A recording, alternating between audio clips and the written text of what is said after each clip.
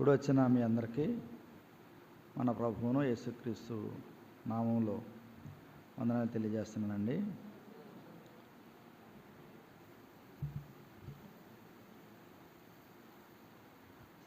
ప్రార్థన అవసరత కొరకు ఎఫెసీయులకు రాసిన పత్రిక నుండి మాటలు చదువు. 6వ అధ్యాయం 18 నుండి కొన్ని మాటలు చూద్దాం.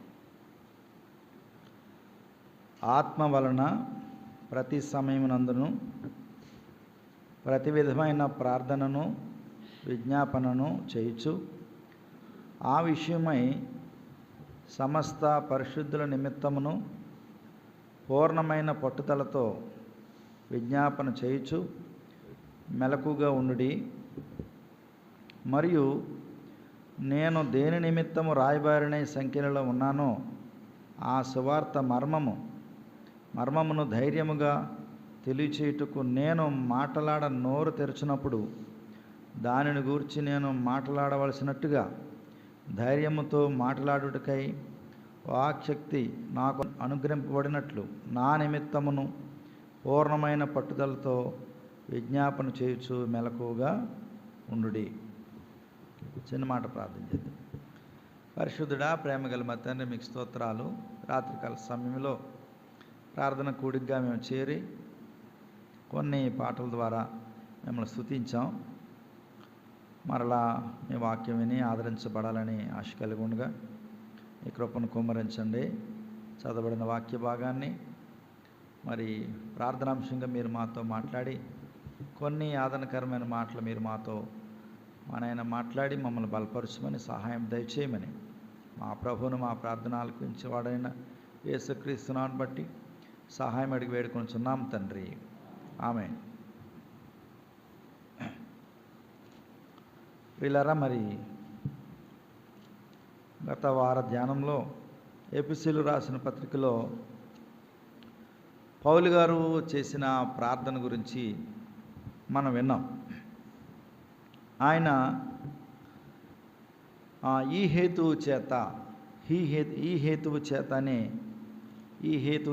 3 సార్లు అక్కడ ప్రార్థించినట్లుగా ఎఫెసీలో ఉన్నటువంటి సంఘం కొరకు, పరిశుద్ధుల కొరకు, విశ్వాసుల కొరకు ప్రార్థించినట్లుగా మనం గత ధ్యానం చేసాం. అయితే ఎఫెసీయులకు రాసిన పత్రికలోనే ఈ చివరి అధ్యాయానికి వచ్చేసరికి పౌలు గారు 18వ వచనంలో అంటున్నాడు, ఆత్మ వలన ప్రతి సమయమునందును ప్రతి విధమైన ప్రార్థనను విజ్ఞాపనను చేయుచు అన్నాడు. అక్కడ ఆత్మ వలన అనే చోట ఆత్మ అనేటువంటిది కొంచెం పెద్ద అక్షరాలు రాశారు. అంటే అలా ఎప్పుడైనా రాసినప్పుడు అది దేవునికి సంబంధించినది అని మనం అర్థం చేసుకోవాలి, లేదా పరిశుద్ధాత్మకు సంబంధించినటువంటి మాట అనే సంగతి మనం అర్థం చేసుకోవాలి. ఆత్మ వలన ప్రతి సమయమునందును ప్రతి విధమైన ప్రార్థనను విజ్ఞాపన చేయొచ్చు అన్నాడు. అంటే మనము ప్రతి సమయమందు కూడా ప్రతి విధమైన ప్రార్థన, అంటే అన్ని సమయాల్లో అన్ని ప్రార్థన విజ్ఞాపనలు చేయాలని, అది ఆత్మ వలన మనం సహాయం పొందుకొని దేవునికి ప్రార్థన చేయాలని మరి అపోస్తలుడైనటువంటి పౌలు గారు ఎఫెసీయులకు రాస్తూ ఈ మాటలు రాస్తూ అన్నాడు ఆయన, ఆ విషయమై సమస్త పరిశుద్ధుల నిమిత్తమును పూర్ణమైన పట్టుదలతో విజ్ఞాపన చేయుచు మెలకువగా ఉండుడి అన్నాడు. అంటే ప్రార్థన విజ్ఞాపన విషయంలో మనం ఎలా ఉండాలండి? పూర్ణమైన పట్టుదల కలిగి విజ్ఞాపన చేయుచు మెలకువగా ఉండాలి. అలాగే కింద కూడా రాశాడు 20వ వచనంలో, దానిని గురించి నేను మాట్లాడవలసినట్టుగా ధైర్యముతో మాట్లాడుటకై వాక్శక్తి నాకు అనుగ్రహింపబడినట్లు నా నిమిత్తమును పూర్ణమైన పట్టుదలతో విజ్ఞాపన చేస్తూ మెలకువగా ఉండుడి. 2 చోట్ల మెలకువగా ఉండు అని అన్నాడు. ఎందుకు మెలకువగా ఉండు అన్నాడంటే, దీని అర్థం నిద్ర మానుకొని కళ్ళు అప్పగించి కళ్ళార్పకుండా చూడడం కాదు. ఆత్మ విషయంలో మెలకువగా ఉండాలి.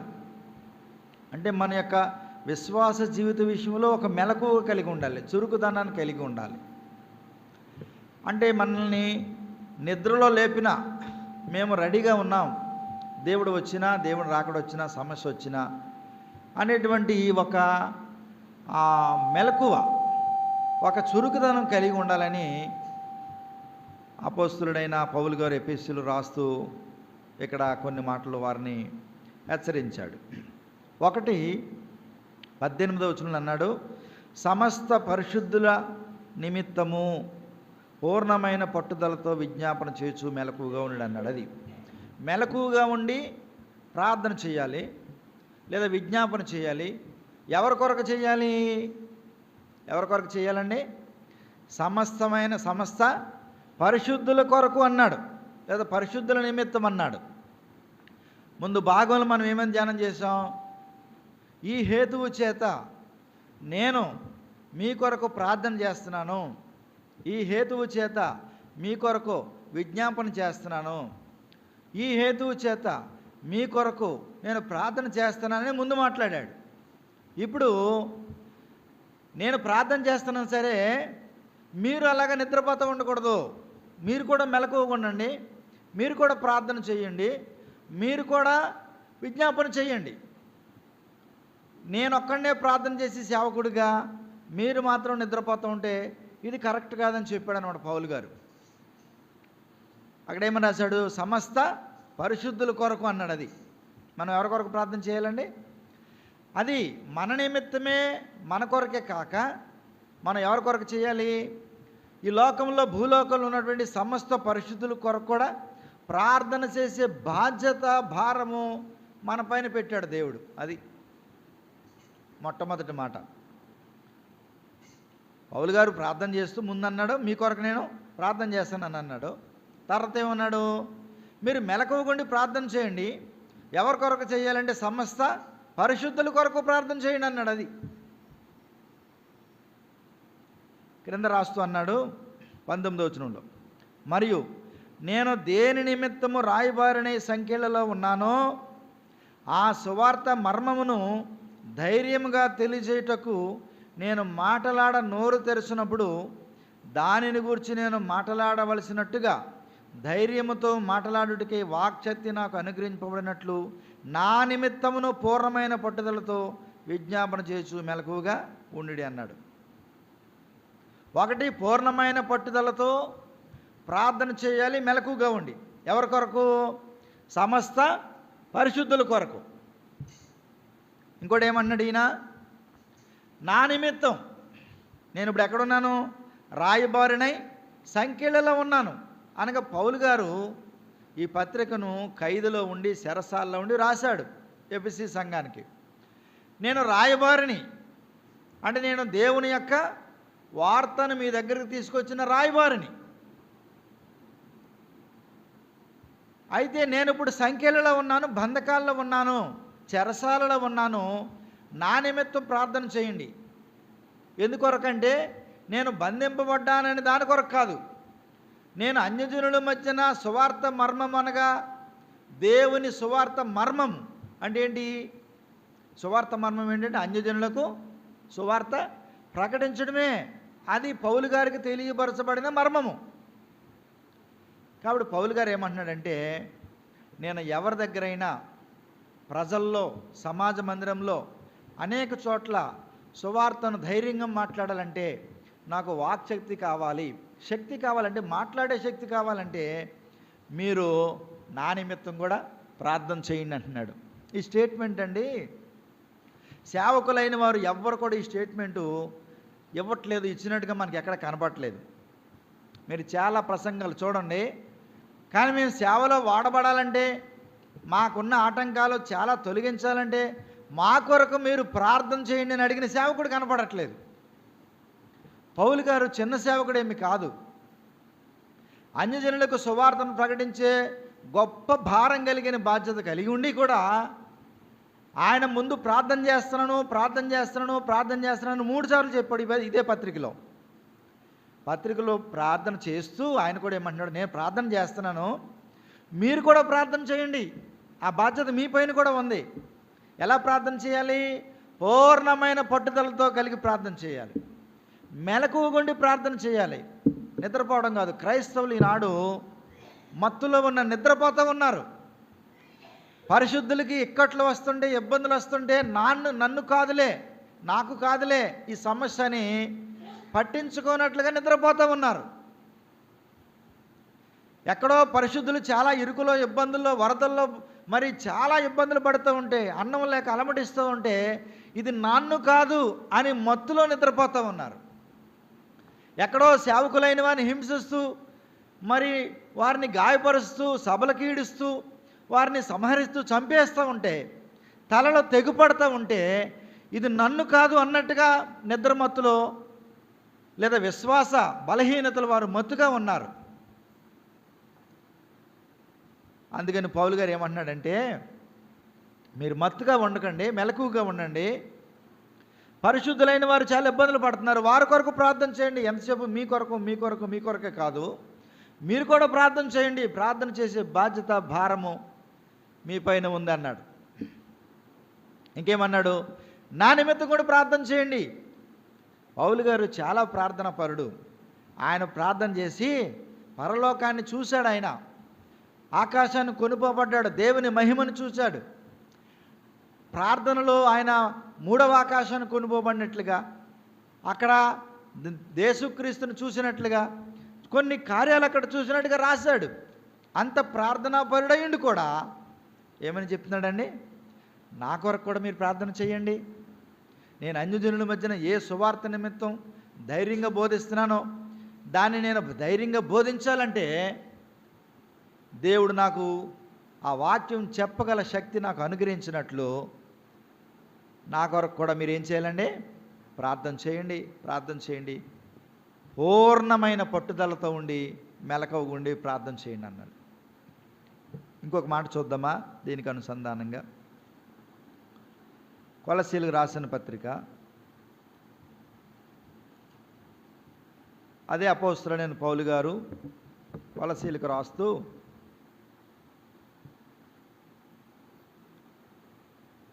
నాలుగవ అధ్యాయం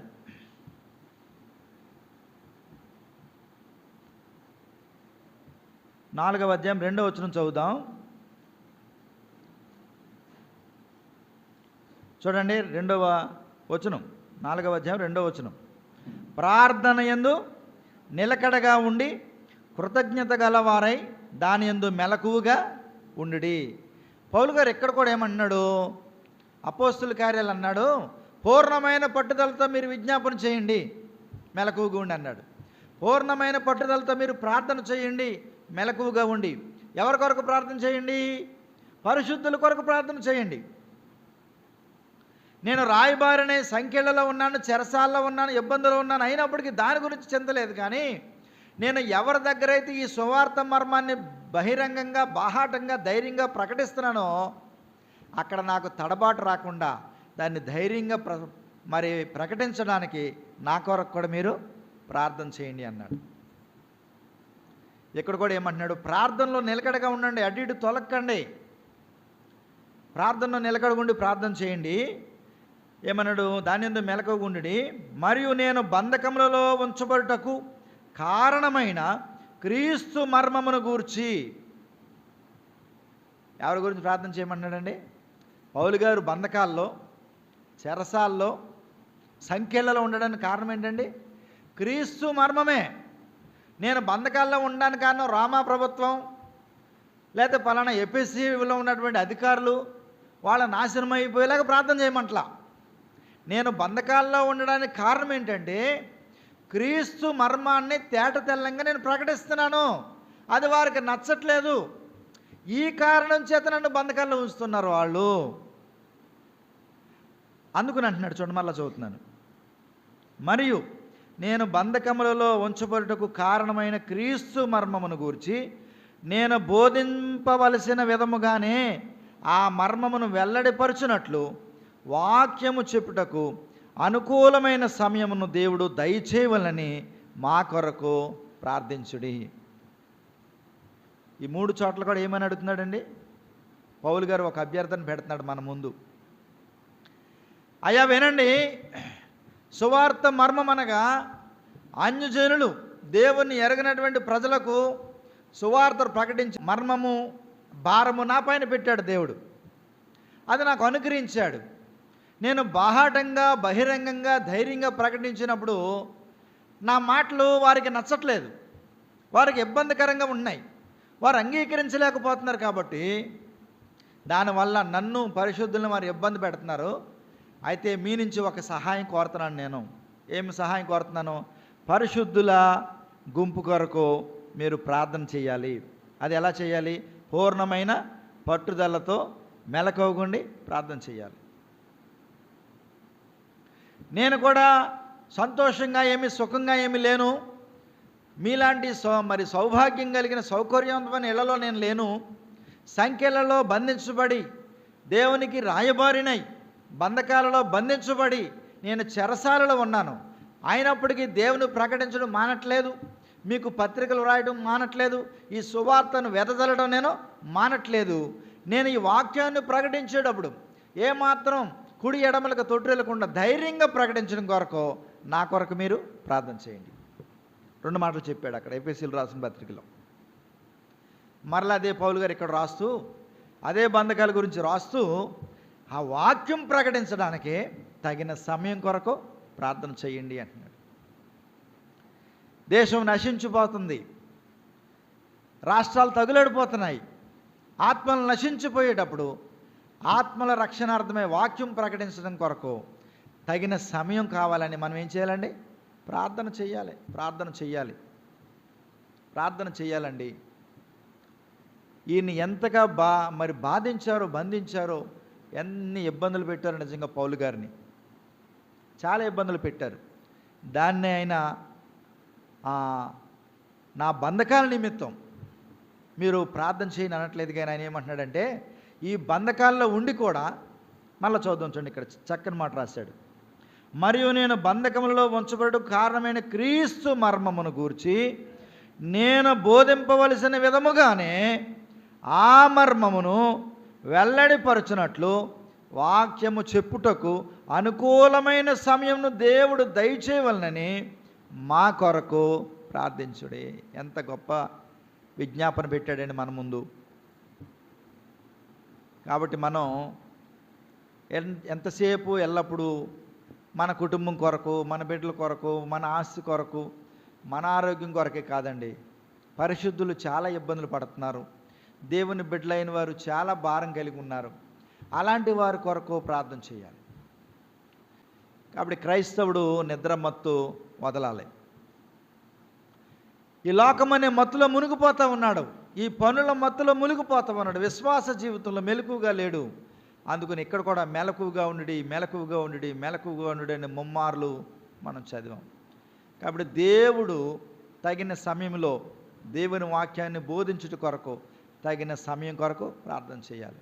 ప్రార్థన చేస్తున్నాం అలాగా, అయ్యా మీ వాక్యం ఇంకా అనేక చోట్ల విస్తరించబడాలి, ప్రకటించబడాలి. మంచి సమయం దయచేయండి, మంచి వాతావరణం దయచేయండి, మా సేవకులకి ఆరోగ్యం ఇవ్వండి. మా సేవకులు కాదు, ఎక్కడైతే మీ వాక్యం ప్రకటిస్తున్నారో ఎక్కడ ఆటంకం కలగకుండా ఉండడం కొరకు, మీ వాక్యాన్ని ప్రకటించడం కొరకు మంచి సమయాలు దయచేయండి అని మనం వారి కొరకు ఏం చేయాలండి? ప్రార్థన చేసే బాధ్యత మనమే. ఇది మర్మము అన్నాడు. ఈ మర్మం అన్నాడు అపోస్తుల కార్యములు 18వ అధ్యాయం 18వ అధ్యాయము 19వ వచనం చదువుదాం చూడండి. వారు ఎఫెసునకు వచ్చినప్పుడు అతడు వారిని అక్కడ విడిచిపెట్టి తాను మాత్రము సమాజ మందిరములో ప్రవేశించి యూదులతో తర్కించుచుండెను. పౌలు గారి సేవా జీవితం అండి, పౌలు గారిదే కాదు, ఎవరైనా సేవకుల జీవితము మరి పూల పాన్పు కాదు, అది మరి ముళ్ళతో నడిచేటువంటి దారి, ముళ్ళదారి అది. అంటే మీరు పాస్టర్లు అంటే సేవకులు అంటే చాలా సుఖంగా ఉంటారు, చాలా సౌకర్యవంతంగా ఉంటారు, చాలా ఆరోగ్యంగా ఉంటారు, వాళ్ళు చాలా ఆనందంగా హ్యాపీగా ఉంటారు అనుకుంటారు. ఆనందం హ్యాపీ ప్రభులోనే, కానీ వారు చాలా శ్రమలను అనుభవించవలసిన అవసరం ఉంది. ఈయన సమాజ మందిరంలోకి వెళ్ళి యూదులతో తర్కించేవాడు, దేవుని వాక్యాన్ని గురించి విరివిగా బోధించేవాడు. బోధించినప్పుడు ఏం జరిగింది?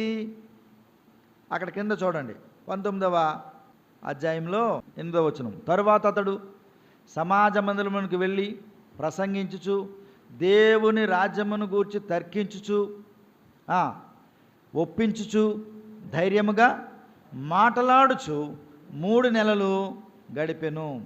అంటే పౌలు గారికి దేవుని రాజ్యం గురించి ధైర్యంగా బోధించవలసిన అవసరం వచ్చింది అక్కడ. ఎందుచేతనంటే ఎఫెసులో వాళ్ళు అలాంటి వాళ్ళు సామాన్యులు కాదండి.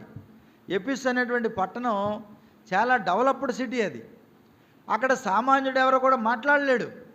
కానీ వారితో పౌలు గారు ఎప్పుడు కూడా నిత్యము తర్కించవలసి వచ్చింది. చూడండి, అక్కడ చదువుదాం. వెళ్ళి ప్రసంగించు దేవుని రాజ్యమును గురించి తర్కించుచు ఒప్పించుచు ధైర్యంగా మాట్లాడుచు 3 నెలలు గడిపెను. అయితే కొందరు కఠినపరచబడిన వారై ఒప్పుకొనక జనసమూహం ఎదుట ఈ మార్గమును దూషించుచున్నందున అతడు వారిని విడిచి శిష్యులను ప్రతిదినము తురన్ను అను ఒకని పాఠశాలలో తర్కించుచు వచ్చాను. ఎప్పుడు తర్కమే పౌలు గారికి. వారితో ఎక్కువగా తర్కించేవాడు. ఇక్కడ 3 సార్లు ముమ్మార్లు మరి పౌలు గారు వారిని తర్కించినట్లుగా చూస్తున్నాం, వారిని ఎదుర్కొన్నట్లుగా చూస్తున్నాం. అంత కష్టాన్ని అనుభవించేవాడు. వారిలో అక్కడ ఏమన్నారు? కఠినాత్ములు ఉన్నారు, కఠినం పరుచుకున్న వారు ఉన్నారు. ఇంకేమన్నారు? దూషించారు అని ఉంది అక్కడ. ఏమనుందండి? దూషించారు అనే మాట రాశాడు అక్కడ. చూడండి 9వ వచనంలో. అయితే కొందరు కఠినపరచబడిన వారై ఒప్పుకొనక జన సమూహం ఎదుట ఈ మార్గమును దూషించుచున్నందున అతడు వారిని విడిచి, ఏం చెప్పాడండి? ఇంకా దూషించే వారిని ఏం చేశాడు? ఆయన విడిచిపెట్టేశాడు. వింటారా? సరే, వినని వారికి మనం 1-2 సార్లు చెప్తాం, ఇంక వినకపోతే ఏం చేయాలని వారిని విడిచిపెట్టాలి అన్నాడు. అలాగేం చేశాడు? శిష్యులను ప్రత్యేకపరచుకొని ప్రతిదినము తురన్ను అను ఒకని పాఠశాలలో తర్కించు వచ్చానన్నాడు. 10వ వచనం చదువుదాం ముందు చూడండి. 2 ఏండ్ల వరకు ఇలాగ జరిగిన కనుక యూదులేమి గ్రీసు దేశస్థులేమి ఆసియాలున్న కాపురమున్న వారందరూ ప్రభువు వాక్యము వినిరి. మరియు దేవుడు పౌలు చేత విశేషమైన అద్భుతములు చేయించెను. అతని శరీరమునకు తగిలిన చేతిగుడ్డలైనను నడికట్లైనను రోగుల యొద్దకు తెచ్చినప్పుడు రోగములు వారిని విడిచెను, దయ్యములు కూడా వదిలిపోయెను. పౌలు గారు ఎప్పుడైతే బహిరంగంగా మంచి సువార్త ప్రకటించాడో, ఎవరైతే నమ్ముతున్నారో, ఎవరైతే విశ్వసిస్తున్నారో, అక్కడ ఎవరైనా రోగులుంటే, దెయ్యాలు పట్టిన వాళ్ళు ఉంటే వాళ్ళు స్వస్థపరచబడేవారు. దెయ్యాలంటే వదిలిపోయాయి. ఎలా వదిలిపోయాయి? ఆయన చేతికి ఒక గుడ్డ తగిలితే, ఒక కర్చీఫ్ ఉందనుకోండి, ఆ కర్చీఫ్ చేతికి తగిలితే ఈ కర్చీఫ్ పట్టుకెళ్ళి ఒకడికి ఇలా పెట్టి ఒకరి మీద ఆనించామనుకోండి, ఆడుకున్న రోగం పోయేది, వాడిని ఒకవేళ దెయ్యం పట్టుకున్న దెయ్యం కూడా పోయేది. అంటే ఇది అపోస్తులకు మాత్రమే ఇవ్వబడింది. ఈ పరిశుద్ధాత్మ మరో ఎవరికి ఇవ్వబడింది? అపోస్తులకు మాత్రమే ఇవ్వబడింది. పేతురు గారు నడిచి వెళ్తూ ఉంటే ఆయన నీడబడి రోగులైన వారు లేచి కూర్చునేవారట. అందుకని ఆయన దారి వెంబడి వెళ్తూ ఉంటే ఆ ఊరికి అందరూ రోగం ఉన్నాడు, ఏ రోగం ఉన్నా సరే అలా పడుకునేవారండి. ఎందుకని? ఈ ప్రక్కన సూర్యుడు ఉన్నాడు అనుకోండి, ఆ నీడ ఎటైతే పడుతుందో అటువైపు అందరూ వరుసగా పండుకునేవారంట. ఇంకా ఆయన అందరి మీద చేతులుంచి ప్రార్థన చేయక్కర్లా, ఆయన నీడ పడితే చాలు వారు లేచి కూర్చుని స్వస్థపరచబడేవారు.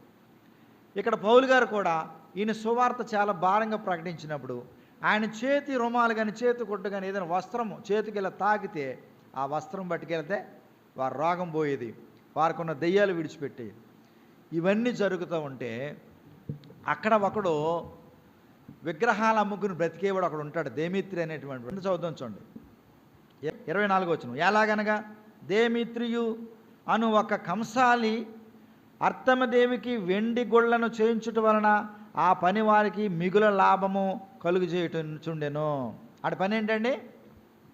కంసాలి పని అంటే మనకులాగా ముక్కులు చెవులు బంగారం కాదు. వాడి పని దేవి విగ్రహాలని, అవి ఎఫెస్సులో పెట్టేటువంటి ఏమండి ఆ ఆ గుళ్ళలో పెట్టేటువంటి విగ్రహాలు తయారు చేస్తాడు అతని కింద చాలామంది పనులు ఉన్నారు.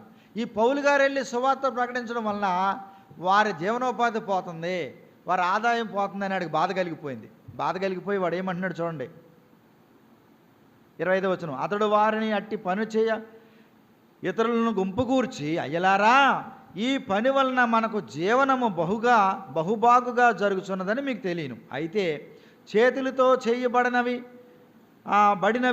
దేవతలు కావని ఈ పౌలు చెప్పి ఎఫెసులో మాత్రం కాదు, దాదాపు ఆసేందంతటా జనమును ఒప్పించి త్రిప్పి ఉన్న సంగతి మీరు చూచి విని ఉన్నారు. ఏమంటున్నాడండి ఈయన? దేమేత్రి అనేవాడు కంసాలు పనిచేసి విగ్రహాలు చేసేవాడు. విగ్రహము ఒట్టిదని ప్రకటిస్తున్నాడు పౌలు గారు. ఇది ఆయన పాపం జీవనోపాధి పోతుంది. ఎందుకని? ఎఫెసులో పౌలు గారు ఎలా ప్రకటన చేశాడు? ఇలా ప్రకటన చేసినాడు, విగ్రహం ఒట్టిది అని ఎఫెసు వారికి చెప్పాడు. ఎఫెసు వారికి విగ్రహం ఒట్టిదని చెప్పినప్పుడు వాడు కూడడిపోయింది, దేమేత్రి అనేవాడిది. వాళ్ళందరూ గుంపుగా కూర్చున్నాడు, అయ్యా ఈ పౌలు అనేవాడు ఉన్నాడే, ఇతని ఈ సువార్త ప్రకటించడం వల్ల మన లాభం పోతుంది, మన వ్యాపారం దెబ్బతింది, కాబట్టి ఇలాంటి వాళ్ళని ఇక్కడ మనం ఉండనివ్వకూడదు అని గుంపుగా కూర్చాడంట. గుంపుగా కూర్చి చూడండి ఏమన్నాడు, 27వ వచనం.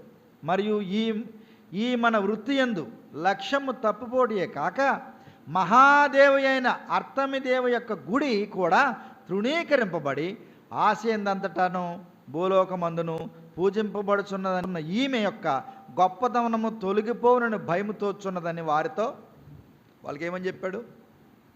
ఈ దేవి గొప్పతనం తగ్గించబడుతుంది, ప్రపంచమంతా ఈమెకు మంచి పేరుంది, ఈయన ఎలాంటి బోధ చేయడం వల్ల మన వ్యాపారము మన మతాభిమానం కూడా దెబ్బతింటుందని వాళ్ళందరిని ఏం చేశాడండి? ఊరికెళ్ళిపోయాడు. అంతటి క్లిష్టమైన పరిస్థితుల్లో పౌలు గారు సువార్త చెప్తున్నాడు. కాబట్టే పౌలు గారు ఎఫెసీయులు రాసిన పత్రికకు ఎందుకు రాశాడు? అక్కడ నా కొరకు ఎందుకు ప్రార్థన చేయమన్నాడు? వారి మధ్య నేను ధైర్యంగా సువార్తను ప్రకటించాలంటే నా కొరకు మీరు ప్రార్థన చేయండి అని ఎందుకు అడిగాడంటే, ఇంతటి క్లిష్ట పరిస్థితుల్లో సువార్త చేస్తున్నాడు. అది ఈనాటి దినాల్లో కూడా సువార్త ప్రకటించాలంటే ఇలాంటి పరిస్థితులు ఇప్పుడు మనకి ఎదురవుతున్నాయి. కాబట్టి మనం ఏం చేయాలి? పరిశుద్ధుల కొరకు ప్రార్థన చేయాలి, మెలకువగుండి ప్రార్థన చేయాలి, పట్టుదల కలిగి ప్రార్థన చేయాలి. ఈ ఎఫెసులో ఉన్న వారి గురించి రాస్తూ ఏమన్నాడు తెలుసా? వీళ్ళు 19:29 పట్టణం బహుగలిబిలుగా ఉండెను, మరియు వారు పౌలుతో ప్రయాణమై వచ్చిన మాసిదోని వారైన గాయును అరిస్తర్స్కును పట్టుకొని దొమ్మిగా నాటకశాలలో చొరబడి పౌలు జనుల సభ యొద్దకు వెళ్ళదలిచను కానీ శిష్యులు వెళ్ళనీయలేదు.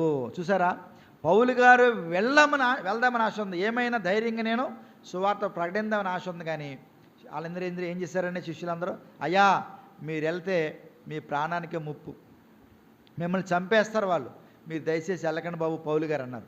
అంత కఠినమైన పరిస్థితుల్లో పౌలు గారు సువార్త చేశాడు. అక్కడ వాళ్ళు ఏం చేశారు చూడండి, 34 చదువుదాం. అయితే అతడు యూదుడని వారు తెలుసుకున్నప్పుడు అందరూ ఏక శబ్దముతో 2 గంటల సేపు ఎఫెసీయుల అర్తమిదేవి మహాదేవి అని కేకలు వేసిరి. ఎన్ని గంటల సేపు కేకలు వేశారండి? 2 గంటల సేపు ఒకటే మాట చెప్పారు వాళ్ళు, ఎఫెసీయుల అర్తమిదేవి మహాదేవి. మనకే దేవుడు అక్కర్లేదు, ఎఫెసీయుల అర్తమిదేవి మహాదేవి, మనకే దేవుడితో పని లేదు, విగ్రహం ఒట్టిది అంటున్నాడు. అసలు ఇతని మాటలు నమ్మకండి, ఈ దేవుడే మనకు కావాలి, ఈ దేవతే మనకు కావాలి, ఈ దేవతే ప్రపంచ దేశాల్లో పేరెన్నిక కన్న దేవతని అరుపులు కేకలు పెట్టారండి. అంత క్లిష్టమైన పరిస్థితిలో పౌలు గారు సువార్త చేశాడు. అందుకన్నాడు నా కొరకు కూడా ప్రార్థన చేయండి అన్నాడు. ఇంకొక మాట చూద్దాం, 20వ అధ్యాయం ఇప్పుడు చూడండి, 20-29. నేను వెళ్ళిపోయిన తర్వాత క్రూరమైన తోడేళ్ళు ఏమండి మీలో ప్రవేశించినని నాకు తెలియను అన్నాడు. అందుకన్నాడు 37వ వచనంలో, కావున నేను 3 సంవత్సరములు రాత్రింబగళ్ళు కన్నీళ్లు విడుచుచు ప్రతి మనుష్యునికి మానక బుద్ధి చెప్పుతునని మీరు జ్ఞాపకం చేసుకుని మెలకువగా, ఇక్కడ కూడా ఏమన్నాడండి, మీరు మెలకువగా ఉండండి, నేను వెళ్ళిపోయిన తర్వాత క్రూరమైన తోడేళ్ళు వస్తాయి అని ప్రతివానికి బుద్ధి చెప్పి వాళ్ళ కొరకు కన్నీళ్ళు విడిచాడండి. కన్నీళ్ళు విడిచి, బాబా మెలకువగా ఉండండి విశ్వాస జీవితంలో, నిద్రమత్తుతో ఉండకండి. పరిశుద్ధుల గుంపు కొరకు ప్రార్థన చేయండి. నాలాంటి సేవకుల కొరకు ప్రార్థన చేయండి. దేవుని వాక్యం ప్రకటించడానికి తగిన సమయం కొరకు ప్రార్థన చేయండి అన్నాడు. ఎఫెసు వాళ్ళు క్రూరమైన వాళ్ళండి. మరొక మాట ఏమన్నాడు తెలుసా?